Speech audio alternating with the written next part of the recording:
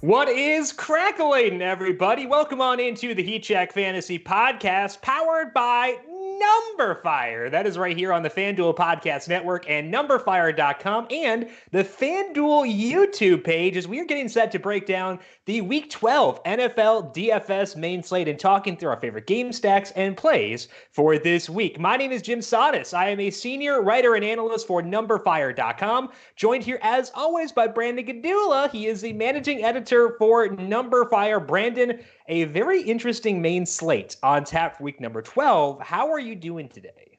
I think interesting is a good word for it. I liked it a lot when I saw it. There's not a whole lot of, FOMO stacks where it's like, these 2 or 3 games are really the ones that you got to load up on, even if you don't really want to. We don't really have that this week, so I think we're a little bit more free to do whatever we want. And I think it's freeing, too, because there are a lot of games I can cross off, and I don't feel bad about crossing them off. Like, maybe I'll have a couple of plays from Bills-Broncos. Maybe I'll have a couple from Detroit against Washington, but, I don't feel the need to go there. I can narrow my list down. And I think that that's kind of the way that I view this entire slate, where it is a pretty narrow slate. Like, there aren't 15 quarterbacks I want to use. There are not 15 running backs I want to use. There are not 3 wide receivers I want to use. So it's a pretty narrow slate. And that will naturally thin out our player pool, which is good. We want to be concentrated there. But it also does make it a little bit scary because if that limited, player pool of guys doesn't go off, we're going to be staring at a pretty bad week. So I think it's interesting from that respect. Are you getting a similar vibe as far as the availability of good plays? Yeah. So, if you're new to the podcast or if, we give up some of our favorite plays at the end of the podcast, so in total, we write up or talk about 6 receivers we love. Jim took 2 of my favorites, and I was like, I don't know who else I particularly love. He took 2 quarterbacks, and I'm like, I don't know who else I love other than these 2 guys. So I will trade you DJ Moore for $15. You can talk him up in player picks if you give me $15. No, I'm good. If you throw our PGA head-to-head for the next 5 weeks, I'll let you have DJ Moore. I love DJ Moore every week. You'll talk about him later. But yeah, just like you said, I thought I loved more plays, but I kind of don't. Yeah. I think it depends on how you play. Like, if you play with a tight player pool, you'll be fine. Like, there are plays that are defensible. There are games that are defensible. So, if you have a tight player pool, you'll be fine. And I want to have a tight player pool. So I think that it's going to naturally shovel me towards better process. And it is risky. It is kind of scary to have that narrow distribution, but I think it is the right process in the long term to have a narrow player pool. And I think that we'll naturally get there this week because the availability of really good options is a bit lacking for sure. So we'll talk through our favorite plays throughout the podcast for today. But if you are a new listener, reminder, we have these podcasts every Monday and Thursday. Monday is the recap podcast. Thursday is the preview podcast breaking down the main slate. You can find those by subscribing to the Numberfire Daily Fantasy Podcast feed wherever you get your podcasts, Spotify, Apple Podcasts, Stitcher, it's all up there. And while you're there on Apple Podcasts, please leave a rating and review as well, because it does help us out a lot. So if you like what you said today, or if things work out for you, go back, leave a rating and review, and let us know what you thought. And again, we are now streaming these live on YouTube as we record them Mondays at 9 a.m. and Thursdays at 10 a.m. to get you set. If you don't want to wait for it, you can stream it there on YouTube. Let's go through the injuries discussion for week number 12, starting off with the Falcons. Austin Hooper and Devontae Freeman both missed practice Wednesday. Hooper has basically been ruled out, I believe, already for week 12. We'll come back to this one in the section on bookmaker info. Evan Engram missed practice again on Wednesday due to his foot injury. Sterling Shepard practiced in full, but is apparently still in concussion protocol. They did, though, get Mike Remmers and John Halapio back. They both missed week 10. They were full participants on Wednesday. Nate Solder, the left tackle, was limited due to a concussion. So, Brandon, let's assume here for the Giants that Engram sits again, but Shepard does come back. Would you be in on any of the Giants guys? I don't like this offense that much this week. I don't like the shaky target shares. I'm just kind of I know you're in on Saquon Barkley more than I am, but overall, this is not an offense that I've been targeting. And you throw that wrench in there of Shepard potentially coming back. I don't really like, and they're not cheap anymore. They're kind of in the mid 6,000s, so I'm not a huge fan. Yeah, Shepard coming back would lower me for sure on Darius Slayton and Golden Tate, but I think there would still be enough there for Saquon Barkley, who is down to $7,900. And when you give him a healthy offensive line again, like this offensive line when healthy is pretty good. I think they were 11th in my preseason rankings, and Daniel Jones has made that look not as good because he loves sacks. So I think that the Bears defense here does still make sense at 5,000, but I think that Saquon Barkley at 79 would make a lot of sense. I don't think anybody will go there because their implied team total is basically negative, and because he had 13 carries for 1 yard in the game before their bye, but didn't have Remmers, didn't have Jalapeno, and Solder left during that game, in addition to Shepard and Engram both being out. It was an abysmal situation. So I'm going to go back to Barkley this week, and I feel pretty okay with that personally. Mitchell Trubisky allegedly got hurt in week 11, but he was able to practice in full on Wednesday. That makes it seem like he will start this week. We'll talk more about the Bears in the section on bookmaker info. Eagles are still banged up. Alshon Jeffrey and Jordan Howard were able to get in limited sessions on Wednesday, but Howard has still not been cleared for contact, and Nelson Aguilar wound up missing practice Wednesday. Right tackle Lane Johnson did not play, and it sounds like they are planning on not having him because first-round pick Andre Dillard was working at right tackle in practice. So, Brandon, I guess we're going to talk about the Eagles in the trends discussion. So we can leave that for there, and we'll circle back to them there. What's up with Aguilar? He has a knee injury. I don't know what happened. It might have just been maintenance because he was in on that final play against the Patriots. So it might have just been maintenance. It was kind of a weird play, though, so maybe he got banged up there, but I'm guessing it's just maintenance. Okay. Tyler Lockett was limited in practice Wednesday, but head coach Pete Carroll said he expects Lockett to play Sunday. Carroll can sometimes be overly optimistic when it comes to guys playing, so keep that in mind. If Lockett plays, status quo here, we'll talk more about this offense in the trends discussion as well. The Steelers are missing both Juju Smith-Schuster and James Conner on Wednesday due to various ailments. Juju is expected to sit. Connor's a bit more up in the air. A complicating factor here is that Benny Snell was able to practice in full on Wednesday, meaning it would be a different situation than we had even the last time that Connor missed. So, Brandon, do you have any read on this backfield at all for the Steelers in what should be a desirable matchup with the Bengals? My read is that despite the matchup, it's not a backfield that we should try to target. Yeah. According to OddsFire, the percentage of money on the over in this game, I think, is 9%. The percentage of bets is 11%. I don't really see how this game scores a lot of points. And if you're going to split work between 2 to 3 running backs, I mean, maybe Snell gets a lot of run, but doesn't seem likely. So I'm out. Yeah. And Jalen Samuels is $6,900. Would you pay $69 for James White if he were on an abysmal team missing its center? Probably not. So I don't want to go there. I have been looking for excuses not to use Jalen Samuels, given that they were giving Trey Edmonds carry and now Snell comes back. So I am very okay not going there. Matthew Stafford missed practice on Wednesday. Seems likely to sit against Washington. Any interest in any of the Lions on the road against Washington? If it weren't for Jeff Driscoll's price, yeah, I'd have some interest. So he is $7,300. That is $100 cheaper than Derek Carr and Sam Darnold. It is $200 cheaper than Baker Mayfield, $300 cheaper than Jameis Winston. We'll skip over Tom Brady. It is $600 cheaper than Matt Ryan. Like, when salaries are that close, I'm not going to use a quarterback in that bad of a game. Yeah, I mean, for quarterback, he'll be very low owned. Quarterback ownership doesn't matter. No. I looked at the fan show tags this morning, and he was noticeable. He was not very high, but he was not very low either. Okay. I mean, he's easier to stack than some of these other guys, maybe. We can go hard at like Kenny Golladay, Marvin Jones, but they're priced up. Galladay's $7,800. Marvin Jones is $7,200. What? I don't know. It's tough. So I honestly, if it weren't for the prices, I would be way in on this offense, but it's kind of hard on FanDuel to love the Lions this week. And that includes Bo Scarborough. Like, I think that he's gotten a lot of buzz this week because of waiver wire stuff and because of season-long leagues. But he has $6,400, and he ran 9 routes last week. He could get 70 yards and a touchdown. Like, that's very viable, but he's still barely paying off if he does that.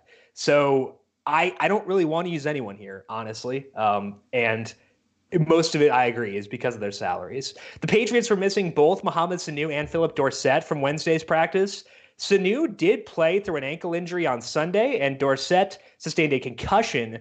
The Patriots did, though, get left tackle Isaiah Wynn back as he was activated from injured reserve this week. That's a good thing for them. We'll talk more about this game in the trend section. Myles Garrett has been suspended for at least the remainder of the year, which is big for the Browns.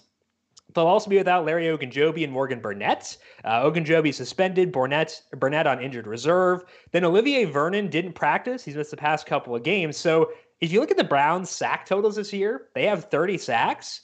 The guys who have 20 of those 30 sacks are probably not going to play on Sunday. So Brandon, the Browns, missing a lot of firepower defensively. Any Dolphins for you this week? I mean, coming from someone who plays the Dolphins all the time. You play them a lot more than I do, but I have interest this week. Yeah, I mean, I think maybe it's finally time to get off Kalen Ballage. I mean, look, he's played 82 and 77% of the snaps. You can't do much better than that. You just can't do much worse than what he's done with it. But Devontae Parker at 6,000 and Mike Gesicki at 5,000. I'm in on both of them. And for how bad tight end always is and for how volatile and random, I think Gesicki's fine at 5,000. I agree. I don't think he's like a priority there because Greg Olson's there, Dallas Goedert's there, but he's in play for sure. Like if you're stacking up that game, run it back with Parker, run it back with Gesicki, that's totally fine. I don't know if I'll go at any of the other receivers because we did see Albert Wilson, Allen Hurns both get 6 targets last week, but they were talking of Jakeem Grant this week. He had a kickoff return touchdown, and I believe he had a receiving touchdown last week. I don't know. He may not have scored, but he was near the end zone. And he did have a kickoff return touchdown. So my worry there would be that Jakeem Grant's role expands for this team. So I think it's really Parker and Gesicki, but I'm very okay with both those guys. And Parker, I think at 6,000 really does make a lot of sense. We'll take a look at the trends this week in just one second. But first, we have got another Number Fire FanDuel free play lined up this week exclusively for FanDuel Podcast Network listeners. The top 3 finishers all get free Number Fire premium subscriptions, and the top 5 get cash. To submit your lineup and get entered, this week's URL is FanDuel.com/league/Brandon. Hey, that's you. That's FanDuel.com/league/Brandon. FanDuel.com/league/Brandon to get your shot at free Number Fire premium and cash. And you are not required to use Chris Conley, but it's heavily suggested that you do. Yeah, I mean, this is Chris Conley week. So I think every week is Chris Conley week for Brandon. Yes, but he does have 8, 7, 7, and 8 targets the past 4 games. You could do a lot worse than that. I know D.D. Westbrook was banged up, but even when Westbrook came back last week, Conley still had 8 targets. DJ Chark had 15, but that's a different discussion. But, you could do worse than Chris Conley. Oh, yeah. So lock him in. FanDuel.com/league/Brandon. Lock in Chris Conley, obviously.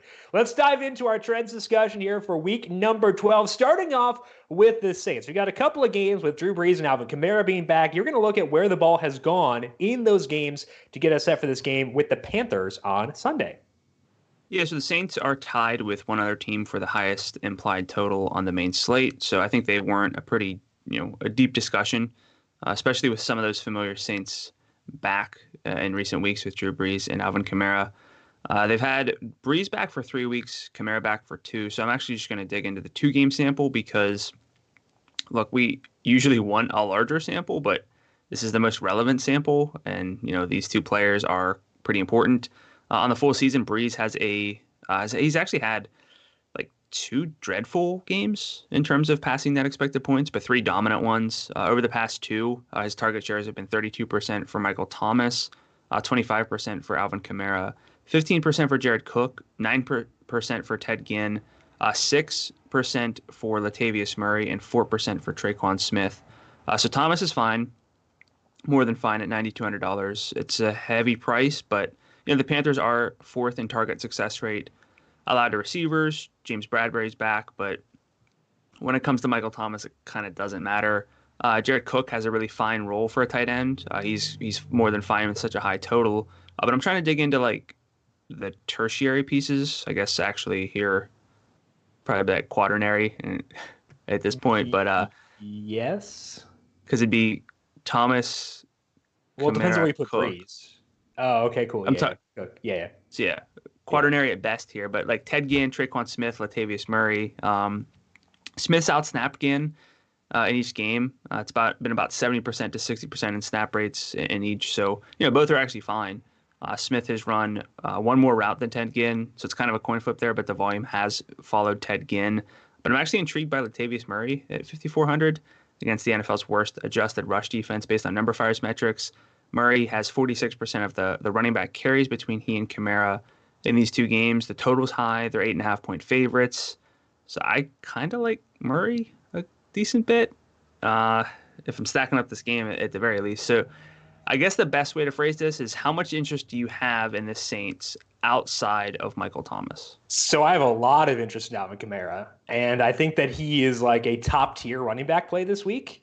I really like him a lot. If you look back, the biggest question we had about Chimera was what the touch distribution would look like when they were in a positive script. We knew in a neutral or negative script it'd be an Alvin Chimera game, but with them seemingly wanting to preserve Chimera, it seemed like they could have cut into his snap rates when they were ahead. And last week they won, 34-17, played pretty well there and won that game pretty easily. Chimera's snap rate was still 61%, but he had 13 carries and 10 targets. That is 33 adjusted opportunities, carries plus 2x targets. And if you were to guarantee me 13 carries and 10 targets against this Panthers team, he'd be a lock for cash games. I think that because we can't guarantee that he gets those 10 targets again, it's a little bit harder to lock him in for cash games. But I think he is one of the better tournament plays at running back on the board. If I'm prioritizing on this team, I would actually prioritize Chimera over Michael Thomas. I think that Thomas is a very good option, 92, but I'd rather spend in the mid-range at wide receiver, and I want to spend up at running back. So I would go Chimera. I think Chimera is the best option on this team. As far as Latavius goes, he's fine. 41% snap rate last week, 10 carries, 3 targets. We know that he can convert on that volume, which is very valuable, and a 2-touchdown day is within his range of outcomes. So he's fine, but if he's not my player pool, I'm not going to feel that bad about it. As far as the other guys go, I think that I would feel better about them if I expected the Panthers to play really well offensively. Marshawn Lattimore missed practice again Wednesday, which increases the odds that happens, but they're not a good offense, and that's scary.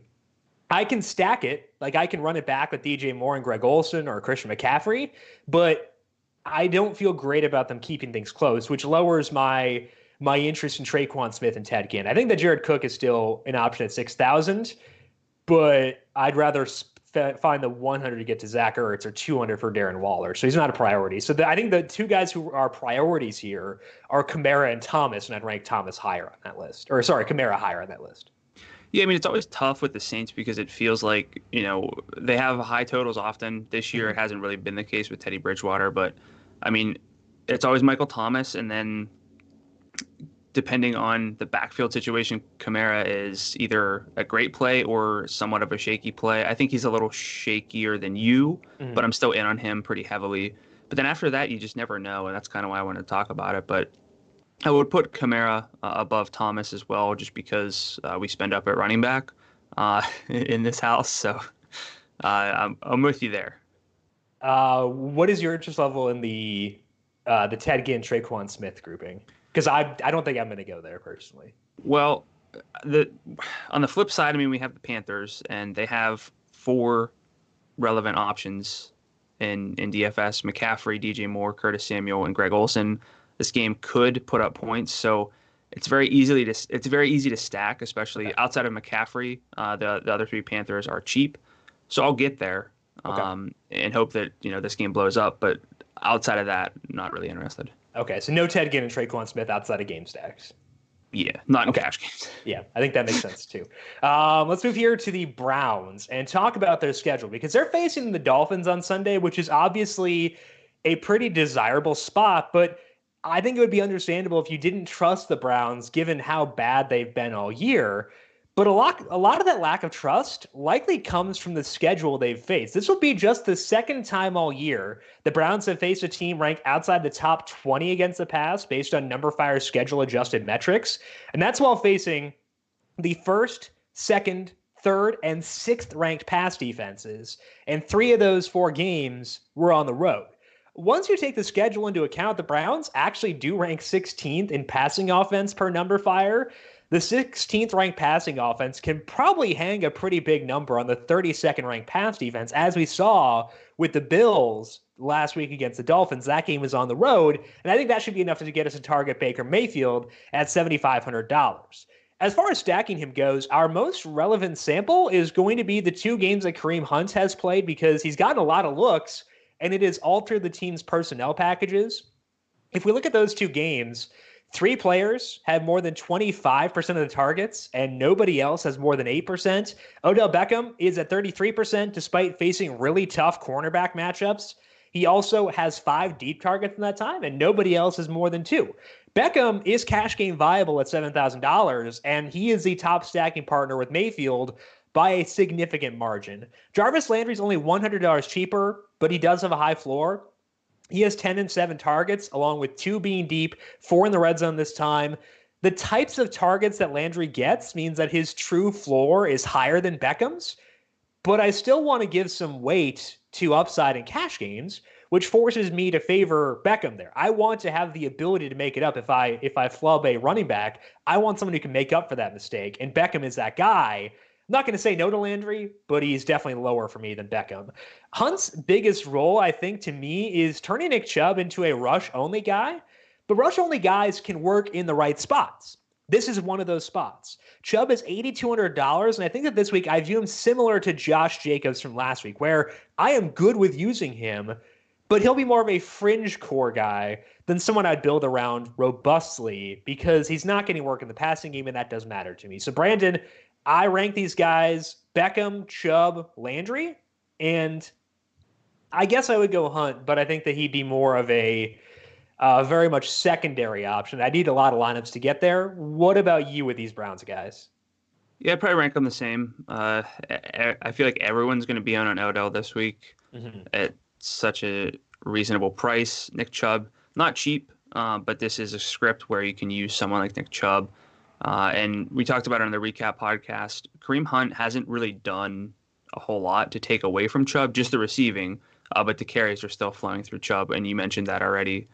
So, yeah, I think Beckham, Chubb, Landry is the obvious way to go. Would you use Kareem Hunt? $5,600. He does have, 44 and 46 receiving yards in those 2 games. So he's been fine. He's had 10.9 and 8.8 FanDuel points. And if he were to score a touchdown, it's a really good day. What do you think about him? I usually try only to roster running backs who I feel can get 15 points. Realistically, that kind of seems like, based on his usage, the high end of his outcome. So he's not someone that I would hate to use, but I don't really anticipate building him into a running back pool this week. I think the James White comp comes back here. And James White at 56 against the Dolphins would be in play, but I still think that there are reasons to rank him lower on our list for sure. Let's move now to your second trend, talking about the Seahawks and Eagles. This game opened at 49, and the total has gone down to 47.5. And the spread has tightened. It's a 1.5 point spread right now. So it has gotten tighter, which could lead to a shootout. But Brandon, you're focusing on both these teams wanting to establish that run. What do you see with the Seahawks and Eagles here? Yeah, it was a little.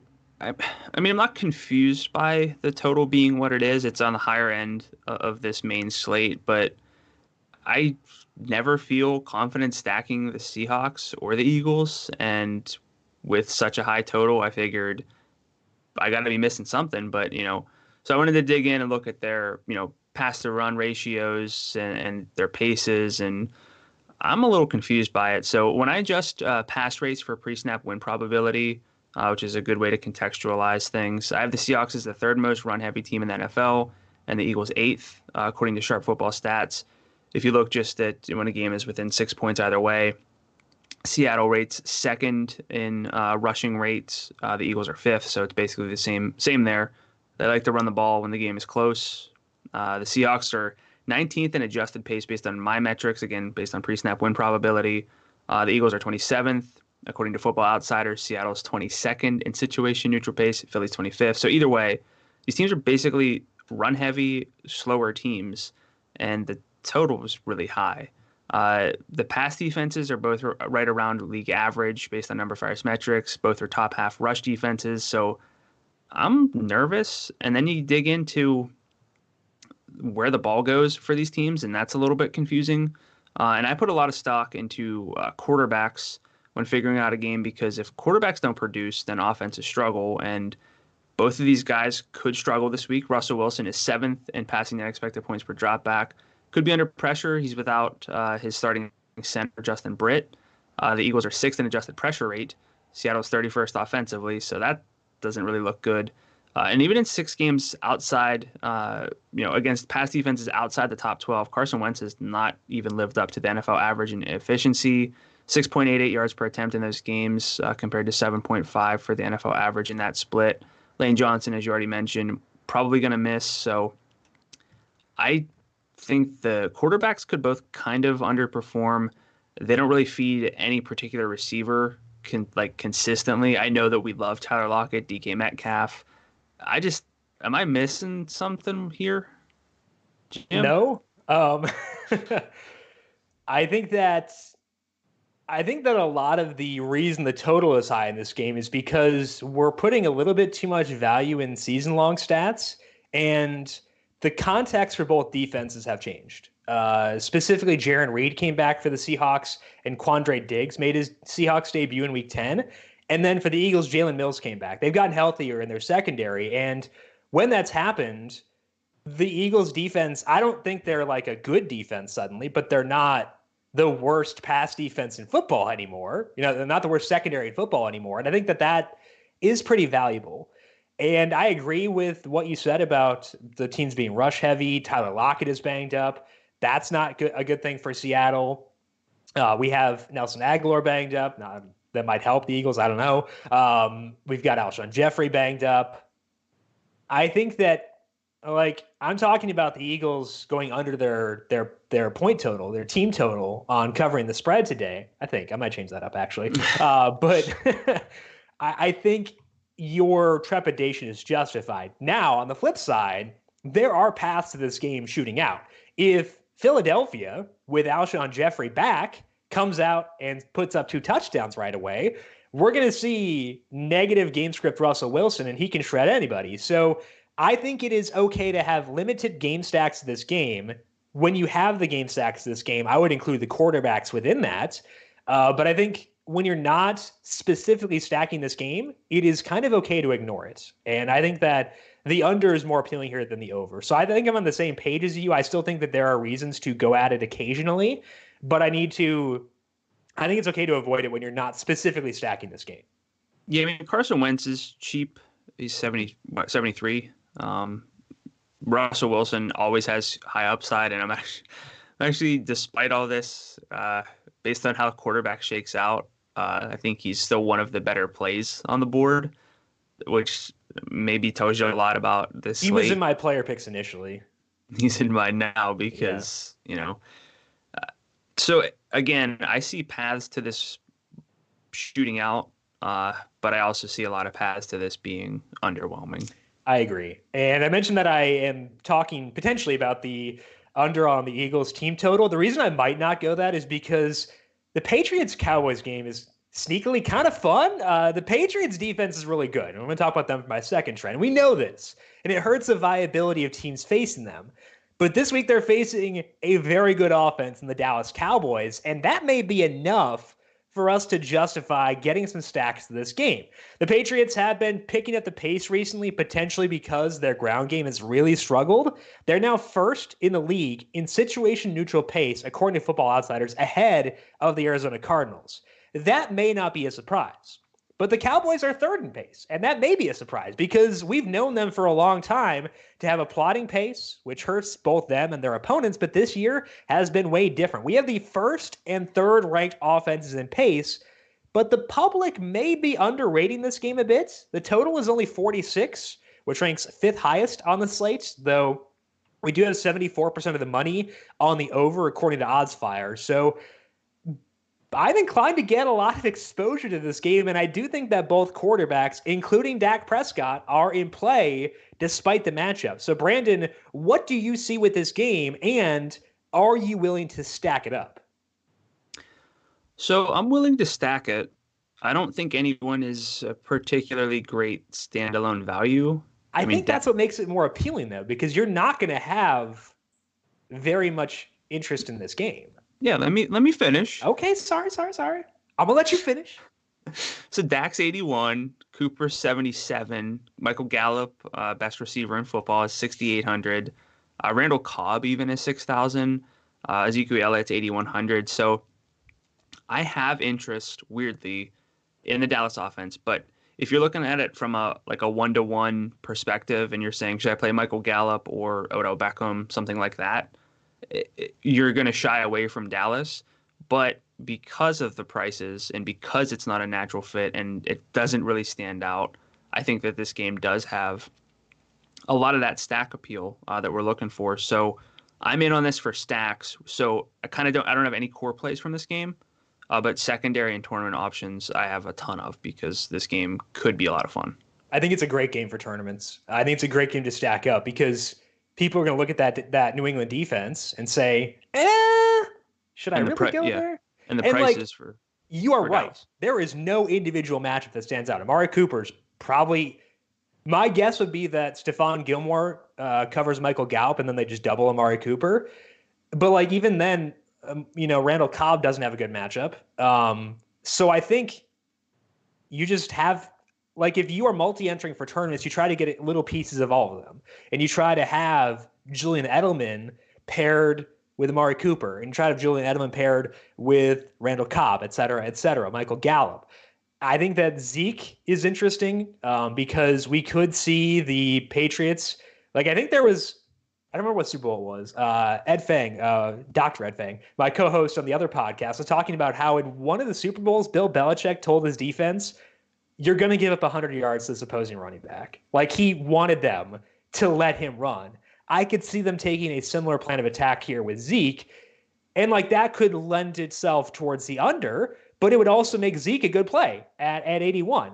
So I think that I don't know the best route for stacking this game, but I want to stack it. If Mohamed Sanu is healthy, which we don't know as of Wednesday because he did miss practice on Wednesday, I would be interested there.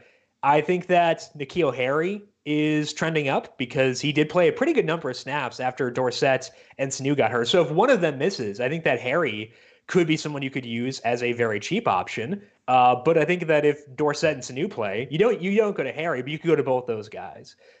So I don't know the best way to stack this game, but I think that makes it really good for tournaments. I mentioned I like Dak at 81.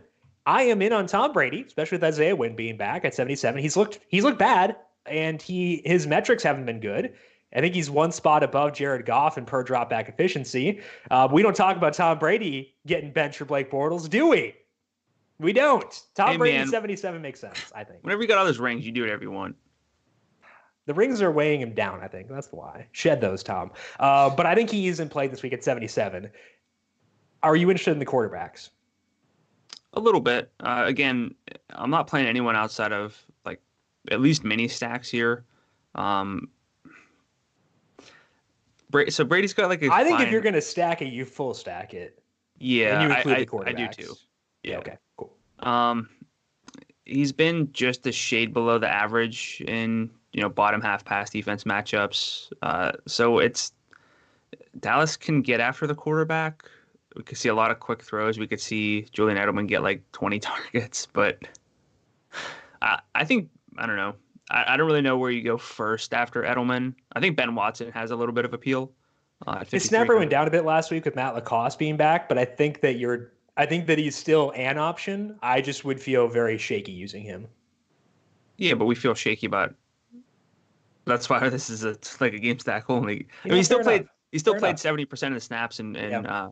all 4 games, 4 targets last week. So I mean, again, you could do worse if you're stacking up this game. Any of the running backs real quick for Zeke. New England? Oh no. I didn't see Rex Burkhead on their injury report. I want to go back and check that. Because if he were out, it would increase my interest in using James White. But like the limitations we discussed with him before are still there, and he's $6,100. So I probably would not go there. Rex Burkhead was not on the injury report, so I think I'm okay avoiding the Patriots backfield entirely. Yeah, I'm with you. All right, let's move on to the Jets then, because they're facing the Raiders. And the Jets are a different offense with Sam Darnold under center, both from a target distribution and a play distribution perspective. And I think that they are very interesting. The hard part is, with whom do we stack Sam Darnold? You're going to try to answer that here with your third trend. Yeah, I mean, so this game is the total's 46.5, so that puts it 4th out of 11 games on the main slate. Spread just 3 points in favor of the Raiders, so not that dissimilar to Eagles Seahawks in terms of the total and the spread. So I wanted to talk about this one. And Sam Darnold, just $7,400, gets a bottom 6 pass defense here. Oakland's 27th in adjusted pass defense based on number Fire's metrics. And he's actually done just what you would expect against bottom half opponents in 3 matchups with 261 yards, 2 touchdowns per game. He's matchup dependent. Again, a lot of quarterbacks are, and this is a promising matchup. With Darnold back at the helm, the Jets' target distribution has been 23% for Jamison Crowder, 20% for Demaryius Thomas, 18% for Robbie Anderson, and 14% for Le'Veon Bell. I mention a lot that I'm usually good with teams that give about 20% of the targets to 3 different players. It's a pretty common construction. That's mostly what this is. Anderson's not quite there, but it's close. But the deep targets really favor Robbie Anderson, who is 10th in this particular split in targets at least 16 yards downfield. He's caught just 3 of 14, though. So I think could be some regression appeal for Robbie Anderson. Demaryius Thomas actually has 11 deep targets of his own, catching 7 of them. So he's getting some deep looks. Ryan Griffin, $5,600. So he's priced up for a tight end, but does have target totals of 8, 1, and 5 the past 3 games. Oakland does rank top 5 in target success rate allowed to tight ends. So don't love that, but I don't mind Darnold at $7,400. I just can't look at either side of this game and say that anyone has a particularly bankable market share. But I don't hate Robbie Anderson this week for potential coming through with a deep ball or 2. So how are you handling your boy Sam Darnold this week? I like Darnold a lot, and I am very okay with him. I think that I prefer Jamison Crowder. I'm actually kind of high on Jamison Crowder, $6,500. And if you include that game against the Bills, his target share with Darnold is 26%. I know he had 17 there, so it's kind of inflating things, but that was a Sam Darnold game. So I don't think it's entirely irrelevant to discuss that game. Demaryius wasn't there at that time. I think he got traded after week 1. Because Enunwa got hurt then. So it's not entirely relevant, but I think it's interesting. He's been getting enough deep work where I think he has a ceiling. He's had, I think, like 90 yards like 3 separate times this year. So like there is a path to upside for Jamison Crowder, and I don't think we view him that way. Like a lot of guys, Jamison Crowder's never been a high upside guy, but I think he has a path to upside. Yeah, he's had at least 76 yards in 3 straight games. He's getting a lot of red zone work too. So I think that Crowder is my favorite way. I understand Robbie Anderson. I can't really have him even be a fringe core play just because the floor is 0. So I think that I'm a little bit lower on him, higher on Crowder. Ryan Griffin is very interesting though. The one game where he had 1 target is the one game that Chris Herndon played. And Herndon is now on IR. Griffin, outside of that, I think he played like 90 something percent of the snaps. In week 9, 93%. It was 95% in week 8, 85% last week. They got Daniel Brown a bit involved, and he's interesting athletically because he does have some speed. So I think that's noteworthy. Brown did have a touchdown too, but I still think that Griffin at 56 is a way to go here. So I think I'd rank them Crowder, Griffin, Anderson, but I will have exposure to all of them. What about Le'Veon Bell? He is $7,300, and Le'Veon Bell has not practiced on a Wednesday since like 2007. And he got in a full practice. He was not even on the injury report yesterday. He apparently is no longer going to be tested for HGH. So that's appealing. What do you think about Le'Veon at 73? I like Le'Veon a lot. Could foreshadow and say that I love Le'Veon for the price. So just saying, I think that there's appeal for Le'Veon Bell. Like I said, I like this offense with Darnold. They should be able to move the ball against the Raiders. So I'm in on Bell. I don't mind Crowder. I'll probably need to be in that range. I like DJ Moore a lot more, but still this week I'm probably going to be in that 6,000 range for 3 receivers in my main build, and he's in consideration for that. So I'm pretty high on this offense too. Yeah, Le'Veon has needed a touchdown to pay off the past 2 weeks, but he does have 17, 18, and 18 carries. He has 9, 4, and 2 targets, and he's been getting some like non-dump off targets in the passing game, which I think is noteworthy. He had a target up the seam against Washington last week, and if they're going to use him that way, sweet. I don't think he's like a core play. He's very close to it, though. He might be, just because there aren't a ton of running backs that I like. Yeah. He's very, very close. If I have to play Le'Veon in like my one main lineup, because it's just the only way that I can like the whole lineup, I won't hate it. I think he and Leonard Fournette are kind of in that same zone for me, where I'm like, if I have to go there, that's fine. I'm not going to cry over it. But like, it's okay. I think I could definitely be okay with that. Let's finish up the trends discussion here and talk about the Falcons defense, because that is one of the most exciting games this week with the Falcons and the Bucs. If this had happened 3 weeks ago, the total would be like 79-ish. I don't know. We'd be chomping at the bit to stack this game. But the Falcons changed up their defensive play callers, and it has led to a big turnaround defensively. We just have to decide whether it's legit enough for us to avoid the Bucs this weekend. The 2 teams the Falcons blanked were the Saints and the Panthers. The Saints are 11th in schedule-adjusted passing efficiency, so that was a surprise. That number would be better, too, if not for that Falcons game. That number is weighing the Saints down a lot. The Panthers, though, are 31st, ahead of only the Jets. Kyle Allen has really struggled this year, so that one's a bit less surprising. The Bucs are right between those two. They're 20th in schedule-adjusted passing efficiency. A lot of that, though, is because Jameis Winston will throw picks, and that weighs down efficiency. We don't care a ton about, though. At least I don't. I don't know. Maybe you do. But we want volume. We want efficiency when he does throw. It's just hard to tell if we'll get that. When Breeze wasn't sacked, he averaged just 6.4 yards per attempt, which was his lowest mark of the year. Kyle Allen was at 6.5, his 3rd lowest mark of the year. Jameis is at 7.6 yards per attempt for the season, and Number Fire projects him at 7.6 for this weekend, and that would work. But let's assume worst case scenario here and say the Falcons do hold him to 6.5 yards per attempt. At a projected 37.99 pass attempts, Winston would be at 246.9 yards passing.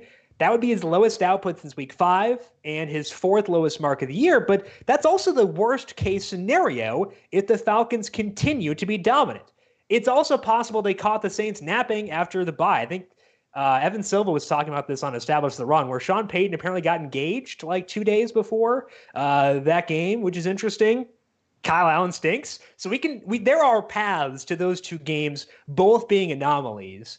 So I think this improvement is enough where we don't need to prioritize any Bucs and cash games. But for tournaments, I still like this game quite a bit, both sides. Jameis is only $7,600. He's playing indoors in what should be a pass-heavy script. He's volatile, but there is upside. Then I love the high leverage nature of Mike Evans at $80,000. Even in a perceived downtick recently, he has 82 and 69 receiving yards the past 2 weeks. So I'm going to have plenty of this game. We're going to talk about the Falcons in the next section. But Brandon, I'm going to lower them in cash games, but for tournaments, I like them. How are you handling the Bucks given what this Falcons defense has done recently? Yes, I mean, like, not to be dismissive, but really the Bucks are Jameis Winston, Mike Evans, and Chris Godwin. And so to say you don't like them cash games is really probably spending up at running back, so you're not getting to Mike Evans, and this isn't a Jameis week, and that's really all that means. So I think that this team is still, again, this team as in those three guys are still very much in play for tournaments. I still have Mike Evans as a core play. His downfield work is so good.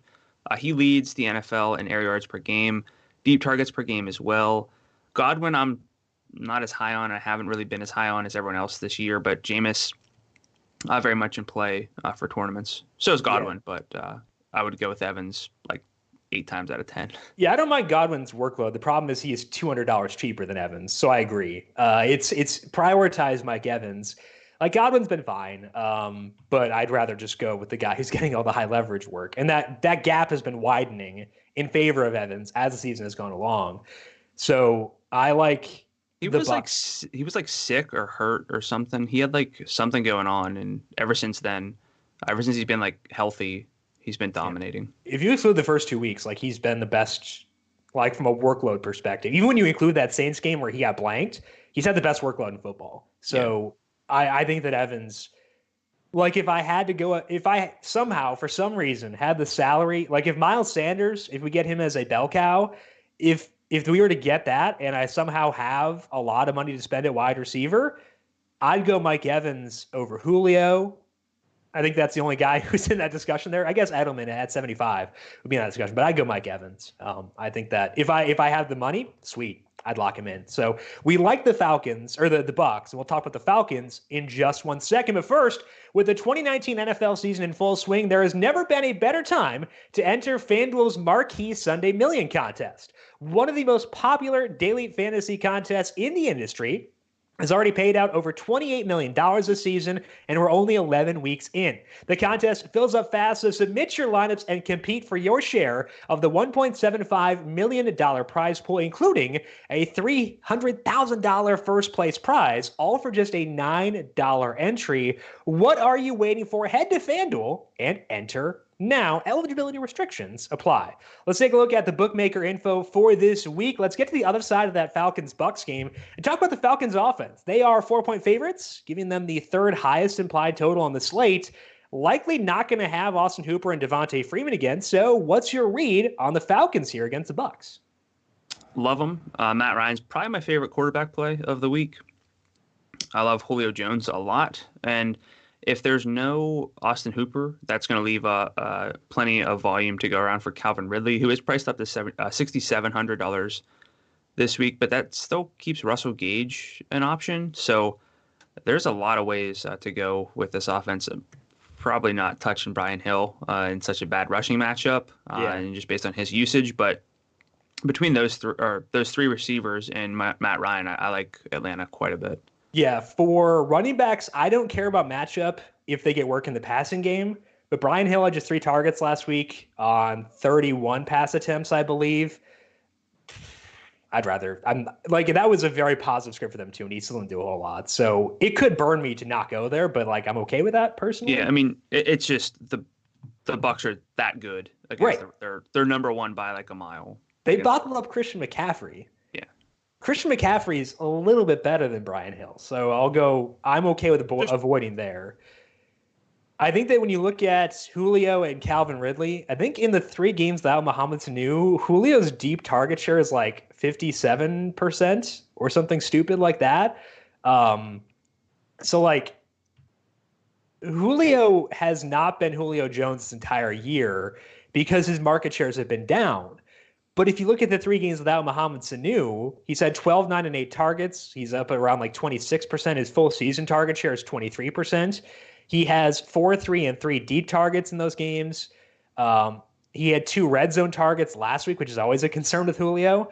So Julio Jones, $8,400. He is going to be popular this week because people are going to see, oh my gosh, he always shreds the Bucs. That's bad process. But using Julio Jones because his market shares without Sanu are great is good process. So people are going to get there via a bad path. It's like T.Y. Hilton against the Texans earlier this year.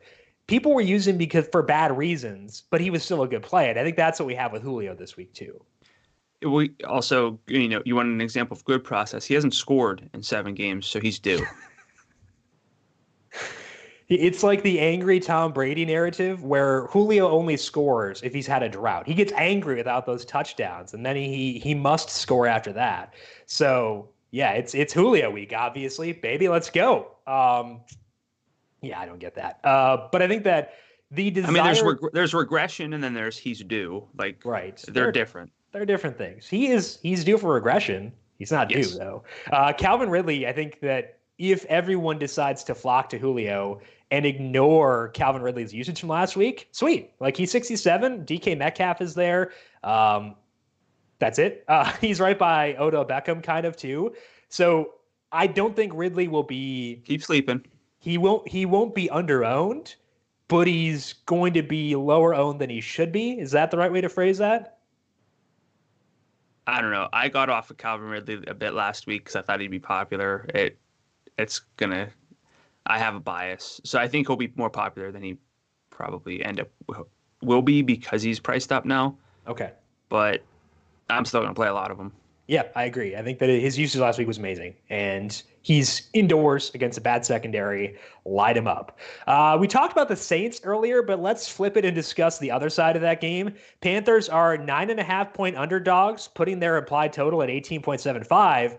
83% of the money is on the Saints, according to OddsFire, so that's probably not going to get any better. How does this influence your view of Christian McCaffrey and the other Panthers, knowing that the implied total is so low? I still like them because outside of McCaffrey, who, if you get there in cash games, if you get there in tournaments, I'm fine with it. I don't know how often I can do it this week without hating the rest of my lineups, but also at 10,500, he's got to blow up to really make you hurt that salary. But I think we both love DJ Moore this week at $6,400. Greg Olson's just $5,100. But I'm going to talk about Curtis Samuel in my player picks. I think he's getting slept on a bit at $5,700. He's 11th in air yards per game since their bye. He has a really good workload. So does DJ Moore, who's actually fourth in air yards per game since the week 8 bye. So I know the total's low, but I still am going to have plenty of exposure to DJ Moore, Curtis Samuel, and Greg Olson.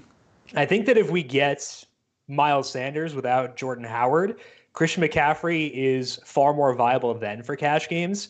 I am having a very hard time fitting him in right now without knowing the status of Miles Sanders. Maybe Alshon too. If Alshon's out, then we have like Aguilar. That helps.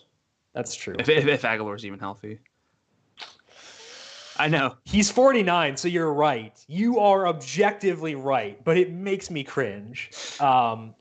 I think that my issue is there aren't a lot of receivers below 6,000 who I can stomach in cash. I don't know if there are any that I can stomach in cash games, which is weird because I live in the 5,000 range of wide receiver, but they've taken all of my beautiful sons away. There's no more Calvin Ridley. There is no more DJ Moore. There is no more DJ Chark. Yeah, we had the triumvirate last week. Yeah, they all hit. It was awesome. So they're all gone. And I think that hurts. I think that if I can get to McCaffrey, I would love to because that workload is so good, despite the total. But if I can't get there, I am okay settling for him because that salary is so high and the implied team total here is so low. So, like, again, McCaffrey does not need it. He was in the perfect lineup last week with 0 touchdowns at $10,500. The dude's nuts. And we could see another relatively low-scoring slate at running back. So if I can get there, I want to, but I don't want to force in really bad plays elsewhere to do so. I think that's the way I'm viewing it. DJ Moore is awesome. Greg Olson's very good.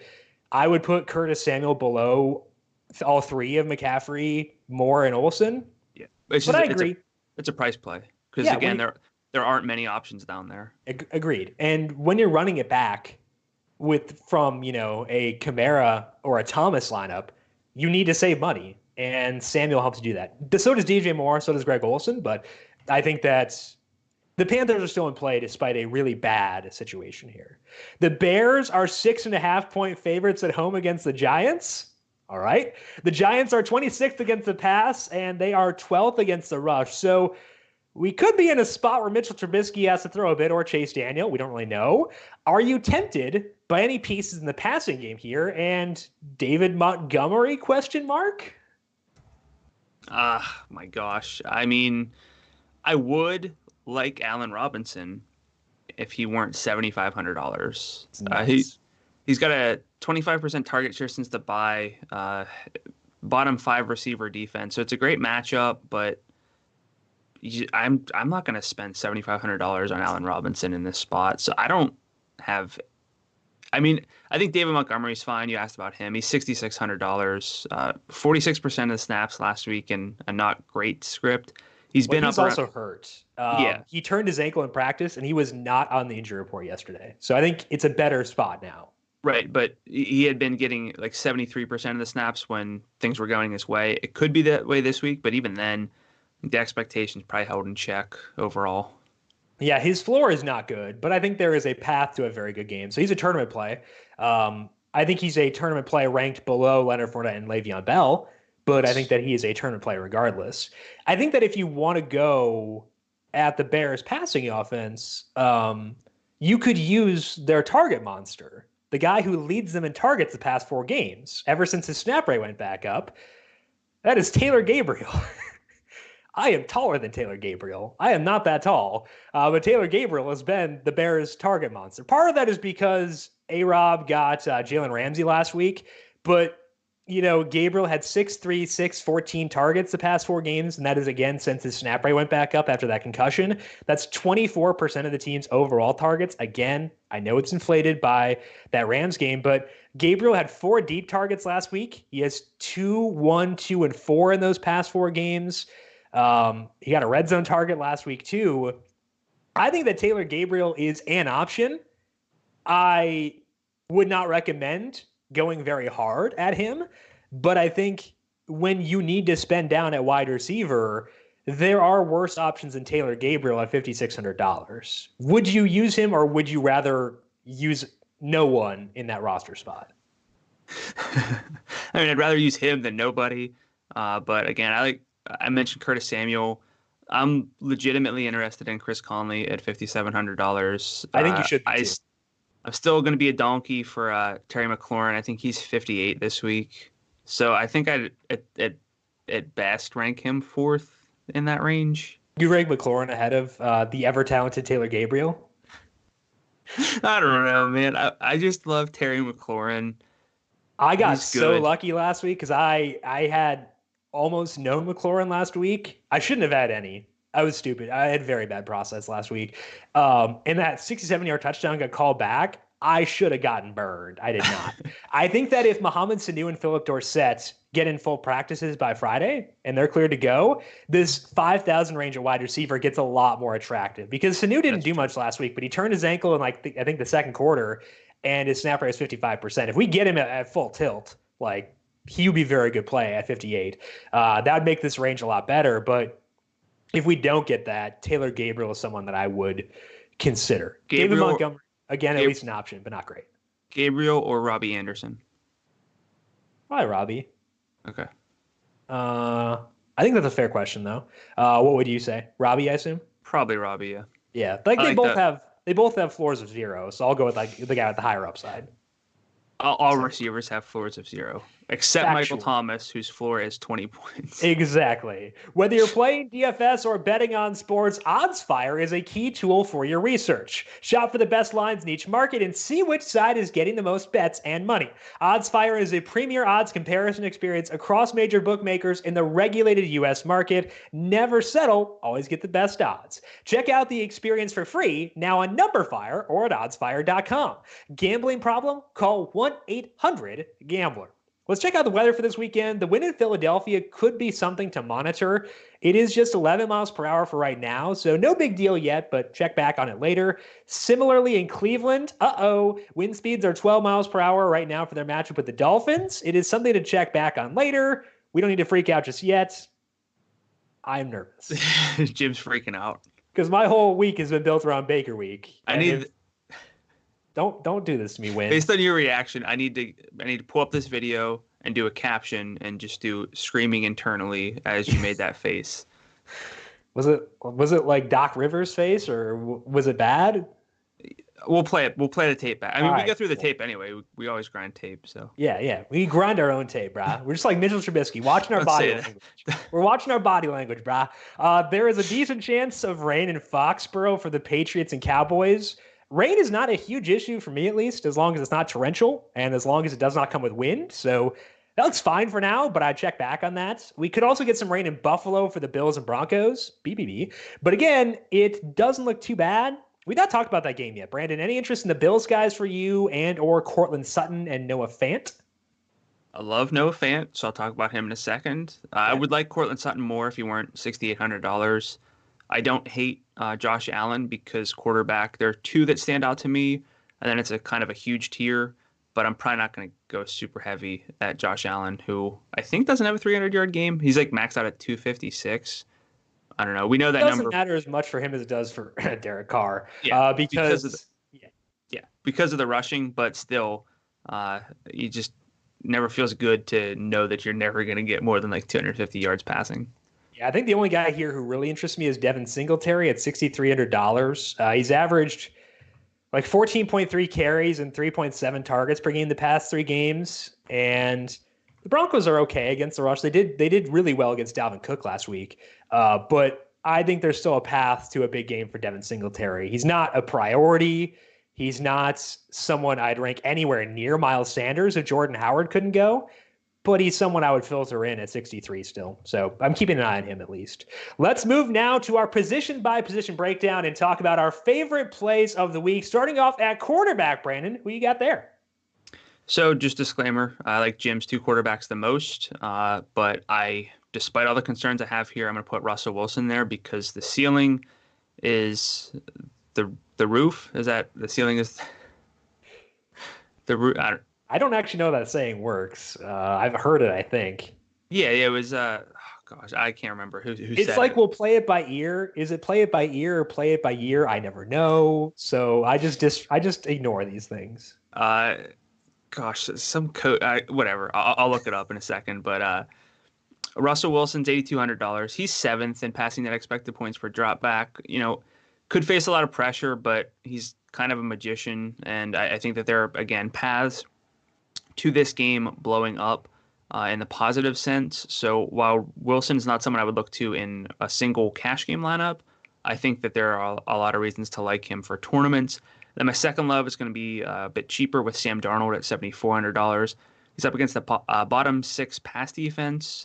Whenever he gets easy matchups, he does pretty much what you'd expect to say, which I think is fair to say that he's matchup dependent. And in 3 games against bottom 8 pass defenses, he's averaged 261 yards, but 2 touchdowns. He's got a lot of receivers, so you could do, I think, a lot worse than Sam Darnold this week. I was just on Roto World while you were talking because I never listened to you. Apparently, Mohamed Sanu may miss multiple weeks or multiple games. So, any update on Dorsett? There is optimism that he could be cleared in time for the game. So, like if Sanu can't go, then Dorsett's interesting. That would lower my interest in the entire game because we could get the Patriots really thinned out. Let me pull up the snap rates here from last week because I know that N'Keal Harry played like 40% of the snaps. Right around there, yeah. And last week, let's see here. Jacoby Myers is the guy I'm checking on. He played 26%. So I would say if Sanu can't go, we go to N'Keal Harry, correct? Yeah, Harry's one of the standout guys from this class from a prospecting. Jeez. There you go. I'm trying to get ahead because I know people are yelling at me for not knowing that it was Michael Jordan giving like an inspirational speech at North Carolina ahead of a game at Duke, and he was pumping up the crowd and he said the ceiling is the roof. Whereas Derek Carr, the ceiling is the floor. Because there's no range of outcomes. His range of outcomes is nothing. Hey, man, you're going to lock into like 18 points with Derek Carr. Yeah. When you can bank 18 points at your quarterback position and never get any more, why not? Harry is $5,000. If both Sanu and Dorsett can't go, would you use him in cash games? I would use him in cash games if I really felt like I needed to get Christian McCaffrey. If not, I'll probably end up with more of a balanced build. So receivers around 6,000 and then running backs between like 7 and 8. That is what my default build is right now. If we were to get Harry without those two guys, I would potentially alter that. My first love at quarterback, getting back on topic, but I think that was just justifiable. My first love is Matt Ryan. We may not get Matt Ryan in a shootout every week, given that the defense is playing better, but I think there's still enough here for us to buy in. Even the past 2 weeks when the defense has been dominant, Ryan has still had 31 and 35 pass attempts. He went over 300 yards last week. Doesn't have any touchdowns to show for it. He's now back at home facing the 24th ranked pass defense. I am happily going at Matt Ryan here at 79. If I have the salary for Matt Ryan, I like Matt Ryan a lot, and he's not that much more expensive than the other guys. So Matt Ryan is a very, very good quarterback play. I also love Baker Mayfield because I'm hoping people stay off him because of his dumpster fire game logs. I don't think they will. I think people are smart enough to realize that he's facing the Dolphins, but I'm hoping that they stay away. But he's at home against the league's 37. What'd I say? I know what you were trying to say, but what you said was you're hoping people are smart enough to realize he's facing the Dolphins, which is funny because it's like, I hope that people know that who people are playing. Teams play against opponents. Yes. You're not throwing against air, unfortunately. If you were throwing against air, I'd love him more, but whatever. He effectively is. But Dolphins are bad. Baker's good. The Browns' defensive injuries should allow the Dolphins to keep things a bit closer, which is good. So love Baker, and he's very, very easy to stack with Odell Beckham. So I think that if I'm stacking a quarterback and a wide receiver in cash games and I can't get to Matt Ryan, give me Baker with Odell. Let's move now to running back. Who do you have there? I'm going to stick with the same team, actually, and go with Nick Chubb at $8,200. I know that there are some concerns, but even with Kareem Hunt playing over half the snaps in his games, Nick Chubb still has 47 of 57 carries between them. The targets are 17 to 5 in favor of Kareem Hunt, which is problematic, but in this game script, Chubb should be able to get a lot of carries against the NFL's 27th ranked rush defense in terms of rushing success rate allowed to running backs. And then I feel like we talk about these two guys all the time for our loves, but just because they're always cheap, it's Le'Veon Bell at $7,300. He's had averaged about a 90% snap rate before that's trended down to 74 and 55 the past 2 games, but he's still getting a lot of opportunities, 21 opportunities per game in the past 2. Gets the worst run blocking in football based on yards before contact generated, but the Raiders are not a rush defense to worry about, and the price is still fair. And then the other guy is Leonard Fournette at 7,000. He rates out as the best per dollar play in my projections. Posted double-digit FanDuel points in 7 of 10 games with no fewer than 9.2. Despite just 1 touchdown all year. Had 7 targets last week. I like the over in this game, and I like this offense a lot more with Nick Foles. So I'm probably not dumpster diving with running back this week. I'm going to probably try to pay at least $7,000 for 3 running backs in cash games. And I like all 3 of those guys, too. I like Le'Veon and Fournette quite a bit. I actually have 2 separate dynasty leagues where I have both those guys in the same team. It's been a rough year. Like, the usage has been great, and, I've been waiting for regression. Hopefully we'll get it this weekend. They're due. Could use a win. Yeah, they're due. Angry Julio narrative. They're actually Le'Veon. Yeah, they're due, but it's regression because of the usage. They're not just due because they haven't scored randomly. Exactly. Kalen Ballage was also due entering last week, and he scored. So there you go. Alvin Chimera is my first love at running back because he is $8,300 and at home. And we finally saw last week what his workload will look like in a positive script. And he played just 61% of the snaps, but he had 13 carries and 10 targets.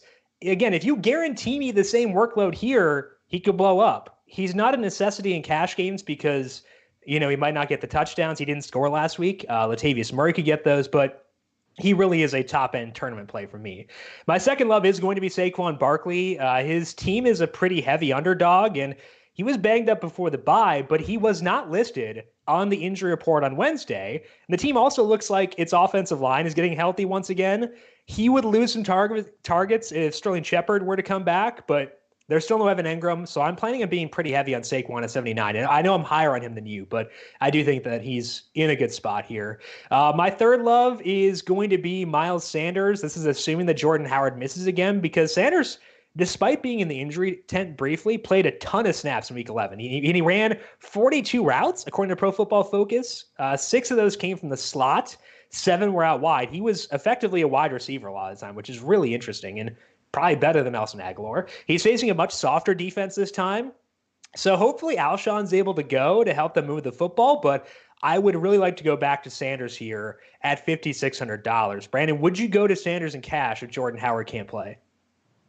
Probably, just because it would open up so much more, and I just would have there's to take no other great value running back this week. Yep. All right, let's move to wide receiver. Who do you like there? I have Julio at the top, just by a hair, I think, above Mike Evans. But since Mohamed Sanu's departure, Jones has 9.7 targets per game, which ranks him 10th among receivers. But the Bucs are 10th in target success rate allowed to receivers this year. I know he's pricey, but he's averaged 116 air yards per game over his past 7 without scoring. It's really good peripheral numbers. Just eventually he's going to score. It could be this week in this game, so I'm in heavy on Julio Jones. Also, I don't think we're mentioning Calvin Ridley, but he's close as well, even at $6,700. My second love is actually going to be someone who's kind of pricey. We haven't really talked about him too much, but DJ Chark at $7,000, same price as Odell Beckham. So I think there's a lot of pivot appeal here, but I love Odell Beckham, of course. But Chark had 15 targets from Nick Foles last week, 6 of which were downfield. Downfield targets are worth a lot of fantasy points on average. That's a really high leverage workload. So even at this salary, I think he's viable, and I really do like this game. And again, I do legitimately like Chris Conley at $5,700 for tournaments, definitely not for cash games. But at $5,700, my third love is going to be Curtis Samuel. He's priced down, but he still had 7.3 targets per game from Kyle Allen. He actually has as many deep looks now as DJ Moore with 18 since week 3. He's actually 11th in air yards per game since their bye. So I think that his workload is better than people realize. I don't dislike this game. I know the offense has plenty of question marks, but Curtis Samuel at $5,700, until we get more clarity on the injuries, he might be my favorite sub $6,000 receiver. Yeah, I think your optimism on DJ Chark is very warranted, given the target load and given the matchup too. Honestly, like Tennessee has a very good rush defense. I don't care about that for Fournette because he gets so much work in the passing game, but it could funnel more passes there. Nick Foles, I think we both think, is an upgrade over Gardner Minshew. And no one's going to have interest in that game. So Chark is a good play. I think that he's a good pivot, but I also like the guy we're pivoting from in Odell Beckham because I think he's a no-brainer. The Browns aren't throwing deep a ton. Baker's time to throw has been like nothing basically the past 6 weeks, but when they do throw, it's going to Beckham. He has 22 targets in the 2 games with Kareem Hunt, and that could get spread out a bit more with David Njoku coming back, but it would also likely help the offense as a whole to have a good tight end again. So $7,000 for Beckham is just way too cheap. My second love is DJ Moore. The Saints defense did play well without Marshawn Lattimore last week, but Moore's volume is just way too good for $6,400. Over the past 5 games, he has 30% of the team's targets, and he has at least 9 targets in all those games. He has exactly 3 deep targets in all those games. He's been hitting 2x value regularly, even without touchdowns. So I think a blow-up spot is very much within his range of outcomes. DJ Moore, price considered, salary considered, my second favorite receiver behind Odell Beckham. My third love is Devontae Parker. Hey. Love the Dolphins, man. He has 10 targets in both games since Preston Williams got hurt. He has 4 deep targets in those 2 games, and Parker has at least 50 receiving yards in all but 2 games this year. We talked about that with John Brown, but Parker has actually been doing that too. This Browns defense gets downgraded with all their pass rushers being out, with Morgan Burnett being out, and Parker's $6,000. When I am stacking the Browns, Devontae Parker will be the bring-back guy 80% of the time, with Mike Gesicki being the other 20% there. Let's move to tight end, Brandon. Who do you have there? I don't love anybody at tight end ever, but Darren so Waller. Love is a misnomer. Yeah. Okay. Darren Waller, $6,200. His price is trending down. His workload's also trending down, but I mean, it's still good for a tight end. Since Tyrell Williams returned in week 8, Waller's tied with Hunter Renfrow with a 19% target share. So again, that's not amazing, but ranks him 8th in that split among tight ends. Again, the price is trending down.